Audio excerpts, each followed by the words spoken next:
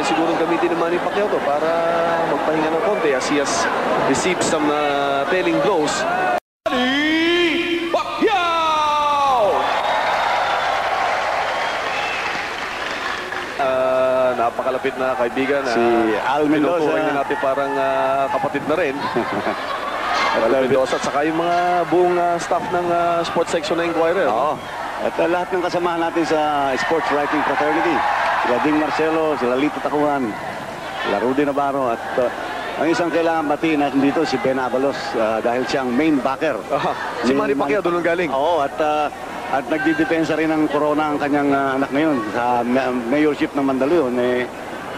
Ang pagkakaalam namin strong favorite. Si Ben Avalos. Kaibigan natin yan at tignan natin kung paano ang gagawin ng idolo ng marami at isa sa mga adopted sons po ng Mandaluyong kung saan kaming magaling. Tamo si Manny hindi bumabato, pumapasok pero nagbabasa. Yun ba yung estilo na sinasabi mo na parang a deviation from the usual style na para-para? So far, ayan, walang kainit-init.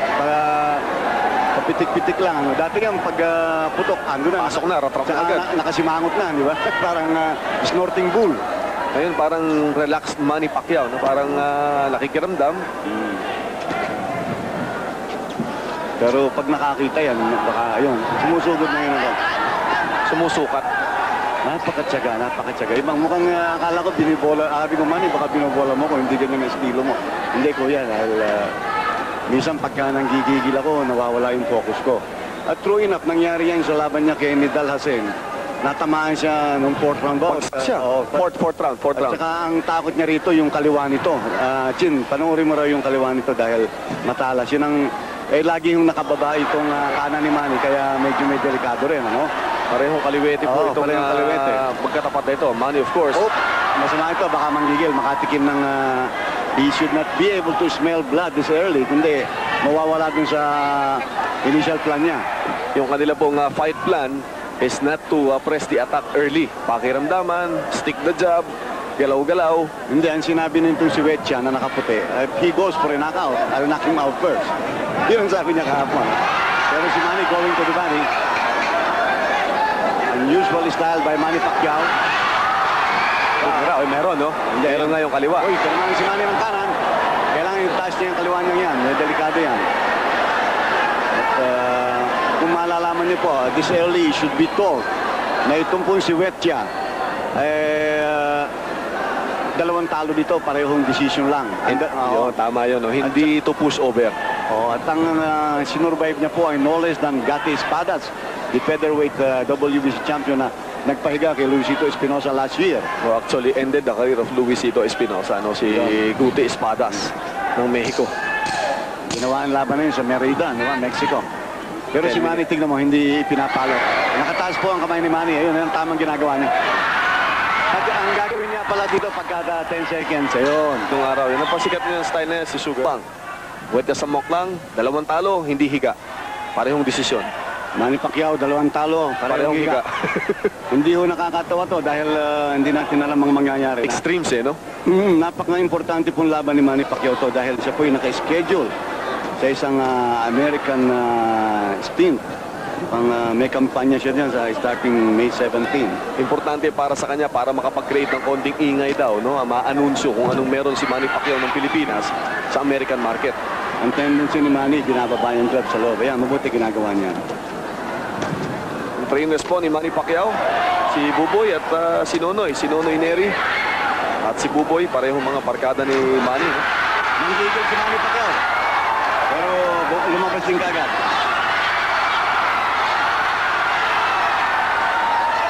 Wala. Hindi pa ganun ang talagang gigil ng Pacquiao. Hindi pa.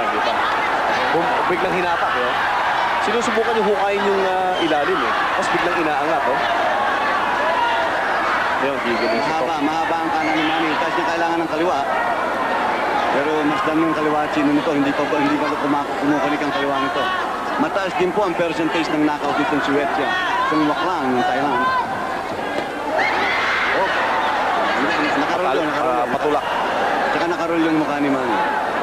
Yung sinasabi niyong rate ng knockouts, sa 38 wins nitong si Wetya Sakmong lang, 25 po ang kanyang pinahiga. Si Manny Chin, ano ang... Ang rate naman ni Manny Pacquiao sa 31 wins, 22 lang naman ang humiga. Dami yan. Ang taas ng percentage pareho. Ano? Pero parehong matyaga. This is a new phase in the Manny Pacquiao game. Chin? Ibang-iba ito nakikita natin. May pasensya, may konting pakita ng depensa. Although from time to time, pag umaatake siya, still leaves the left part of the space open. Kumuhukay, tinamaan si Manny sa pagpasok. Ang gigil, ang galit. Napagata ang galit. He's going to the body. He's going wild, Manny Pacquiao. Now fighting his old raging bull style, Chinong. Yun yung tunay naman ni Pacquiao. Sana momentary lang yun dahil nawawala ang focus niya. Yung mata ni Manny Pacquiao, nakakatakot si na. Goodlip. Tumama si Manny, masama yan. He smells blood. Pero matipay yung sakmok lang, ha? Nakita mo, Chin, nagro-roll din yung ulo eh. Round number 2 of about scheduled for 12 para sa WBC Super 10 Bantamweight seconds to go. International title. 10 Yes. seconds to go. Medyo mahaba yung kaliwa ni Manny yun. End of round number 2. Easily Manny's round. Maganda yung sumuntok tong tayo na to. Maganda yung kombinasyon ni... nababasa niya si Manny Pacquiao eh. Kasi yung counter, Saka maganda, mata. Nakita mo ang kumilos. Very alert. Classic counter puncher, no? You're right, Daphne. Meron to. Pero patampal yung kanan, no? Oy, may pumapasok. Yung kaliwa, na meron konti. suntok sa tiyan, no? And Manny Pacquiao, Ayun ang ano yan. Ngayon lang nagbabody punching hutong sumak lang. Pero talagang kung tataluhin mo si Manny Pacquiao, isang mahinang parte niya yung nagsan, pagliran. no? No? Ever since day 1 of his career. Oy, malalakas yung binibitawan ni Manny. Pero ang galing ang galing magtago. Parang... Magaling rumol, magaling mag-evade ng punches, no? Yung evasive skills, yung skills of evasion nitong si Sakmok lang ang masasabi ko rito, no? Before maybe the end of this round. Hindi itong promotion na to, hindi katulad ng mga ibang promotion na nakikita natin pinapainan ng mga dagang kosta yung mga Pilipino. Ito mga tunay ng mga boxing rin nakita natin from Thailand, ha?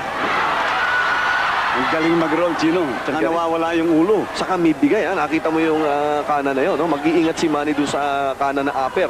Ang hinahunting yung bread basket ni Manny. Sinasabi nila kaliwete, pero napaka-useful nung kanan niya. Palagay ko converted ito. Converted na lefty, ano? Dahil yung kanan niya, natural na natural yung bitaw. Oo. Uy, maganda. Tumatama si Manny, kita mo sumasabog yung pawis, no? Pero yung suntok niya, parang hindi nararamdaman yung full force itong si Sakmok lang. He's a roller, Chin, nakikita mo. Hindi mo magagamit. Yun ang difference nila si Manny. Si Manny, sinasalo yung suntok. Salo yung suntok, ano? Hindi nakaka-roll. Yun ang problema ng batang to. Kaya nung masalubong niya yung suntok ni Nassim... salubong siya doon sa 4th round ng laban nila ni... He fell cross-eyed. Pero believe ka kay Manny Pacquiao doon sa kanyang conditioning. If not for his excellent condition, yung laban ni De La Houssaye na yun, tapos na dapat yun doon sa 4th round na yan. Manny Pacquiao trying to show that he's a well-rounded boxer by now.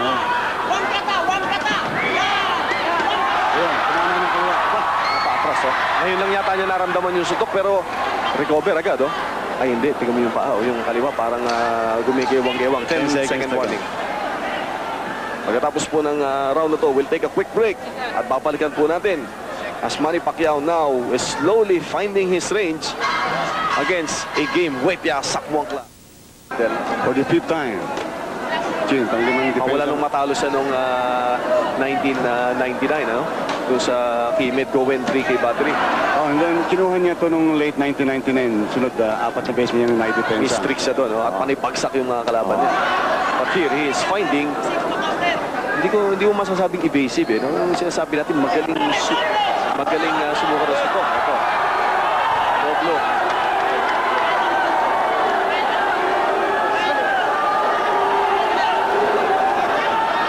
Low blow si Manny Pacquiao at bibigyan ito ng